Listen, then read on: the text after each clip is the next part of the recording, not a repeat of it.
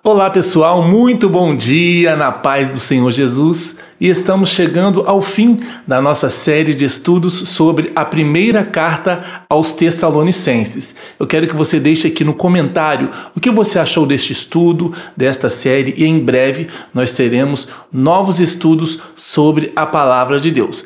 Convido você a curtir, a se inscrever no meu canal, compartilhar esse conteúdo e você que não assistiu todos os vídeos, vou deixar uma playlist aqui para você assistir a todo o conteúdo que será com certeza de grande aprendizado e edificação espiritual. Vamos então ao estudo de 1 aos Tessalonicenses capítulo 5. Irmãos, quanto aos tempos e épocas, não precisamos escrever-lhes, pois vocês mesmos sabem perfeitamente que o dia do Senhor virá como ladrão à noite. Quando disserem paz e segurança, então, de repente, a destruição virá sobre eles, como dores à mulher grávida, e de modo nenhum escaparão. A destruição virá sobre eles aqui refere-se às pessoas que estão vivendo despreocupadas e sem vigilância, em contraste com aqueles que estão alertas e preparados para a vinda de Cristo. Este versículo é uma advertência sobre o engano de confiar em uma falsa sensação de segurança, especialmente nos últimos tempos, quando a verdadeira paz e segurança só virão com o retorno de Cristo.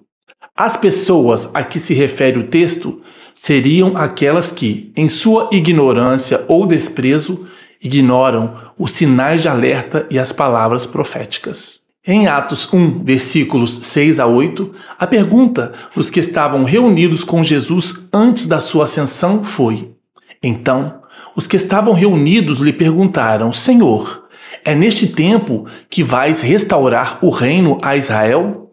Ele lhes respondeu: não lhes compete saber os tempos ou as datas que o Pai estabeleceu pela sua própria autoridade, mas receberão poder quando o Espírito Santo descer sobre vocês, e serão minhas testemunhas em Jerusalém, em toda a Judéia e Samaria e até os confins da terra.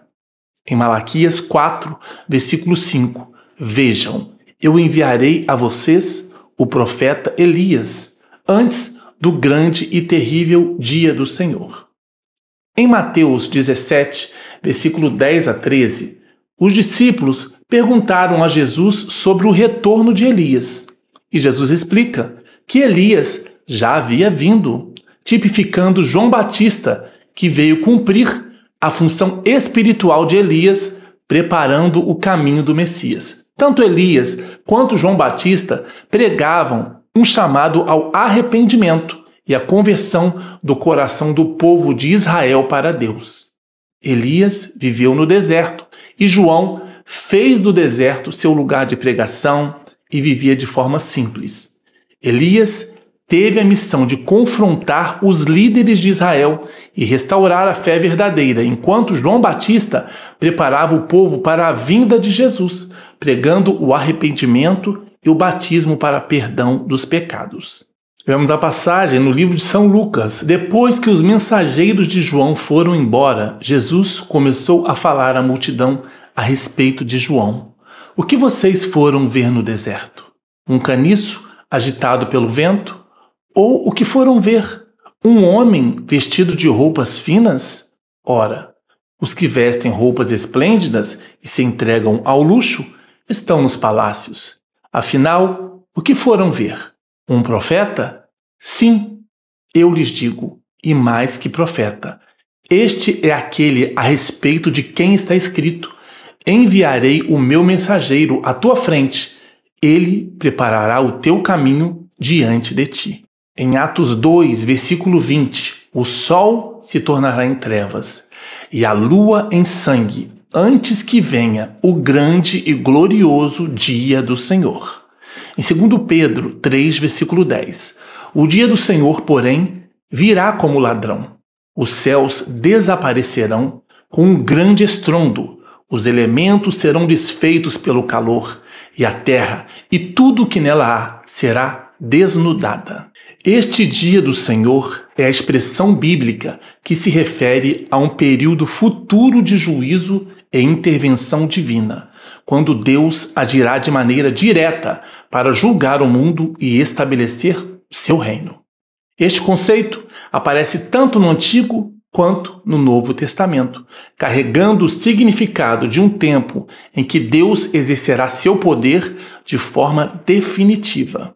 No dia do Senhor, os ímpios serão punidos e os justos recompensados. Em Joel 2, versículo 1 a 2, o dia é retratado como grande e terrível dia, um dia de escuridão e destruição para os inimigos de Deus. O retorno de Cristo.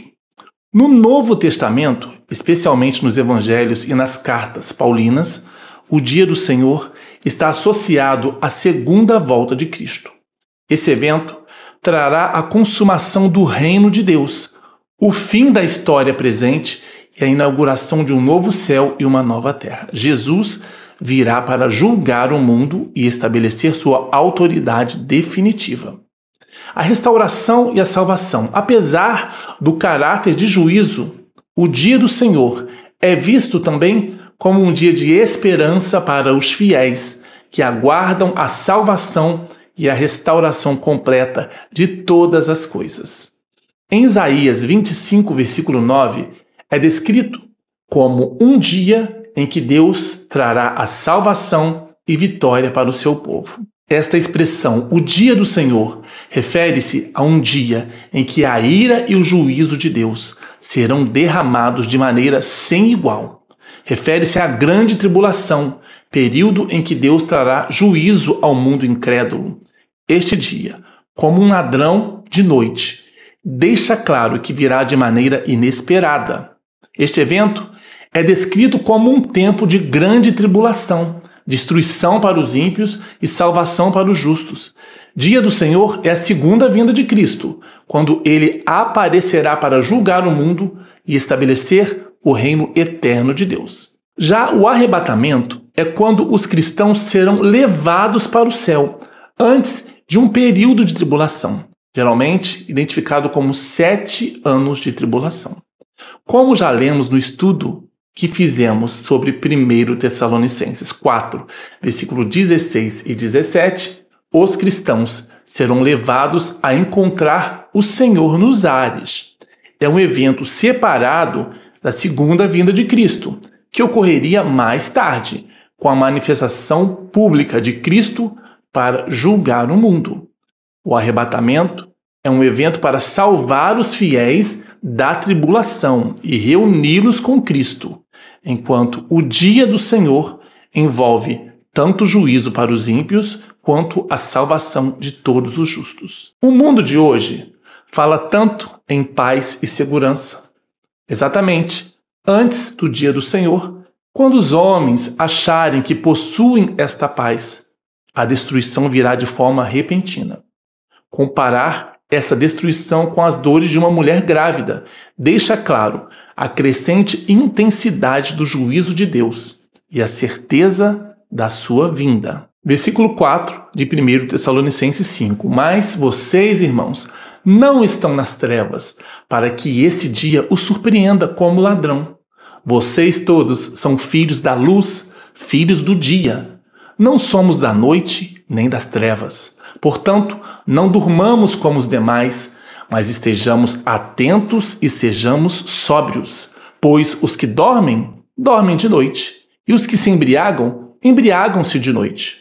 Vemos uma antítese, ou seja, um contraste que Paulo faz ao utilizar os termos filhos da luz, filhos do dia, contra os filhos da noite, filhos das trevas.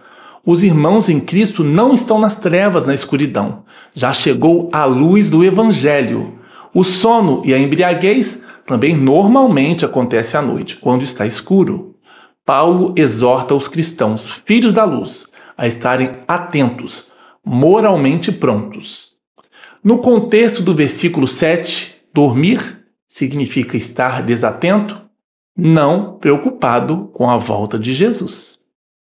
Versículo 8. Nós, porém, que somos do dia, sejamos sóbrios, vestindo a couraça da fé e do amor e o capacete da esperança da salvação.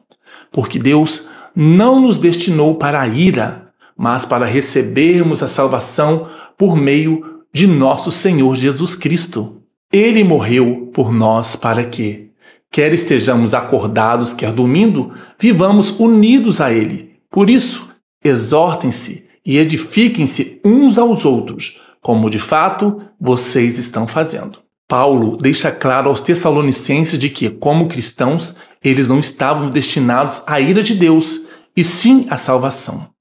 O dia do Senhor será um derramamento da ira de Deus, e os cristãos serão preservados neste momento da provação mundial. Visto que você guardou a palavra da exortação à perseverança, eu também o guardarei da hora da provação que está para vir sobre o mundo, para pôr à prova os que habitam na terra. Agora lhes pedimos, irmãos, que tenham consideração para com os que se esforçam no trabalho entre vocês, que os lideram no Senhor e os aconselham. Tenham-nos na mais alta estima com amor por causa do trabalho deles. Vivam em paz uns com os outros. Exortamos vocês, irmãos, a que advirtam os ociosos, confortem os desanimados, auxiliem os fracos, sejam pacientes para com todos. Tenham cuidado para que ninguém retribua o mal com o mal, mas sejam sempre bondosos uns para com os outros e para com todos. Alegrem-se sempre, orem continuamente. Agora, Paulo muda de assunto. Ele fala sobre a forma de tratamento para com os líderes da igreja e também para com os demais. Ter respeito pelos líderes que estejam em concordância com a palavra de Deus. Precisamos advertir aqueles que estão parados, fortalecer os desanimados e fracos. Orar sem cessar não significa orar 24 horas, sem parar. É orar de maneira frequente e constante, uma vida de oração fortificada. Versículo 18. Deem graças em todas as circunstâncias, pois esta é a vontade de Deus para vocês em Cristo Jesus. Não apaguem o espírito, não tratem com desprezo as profecias, mas ponham à prova todas as coisas e fiquem com o que é bom.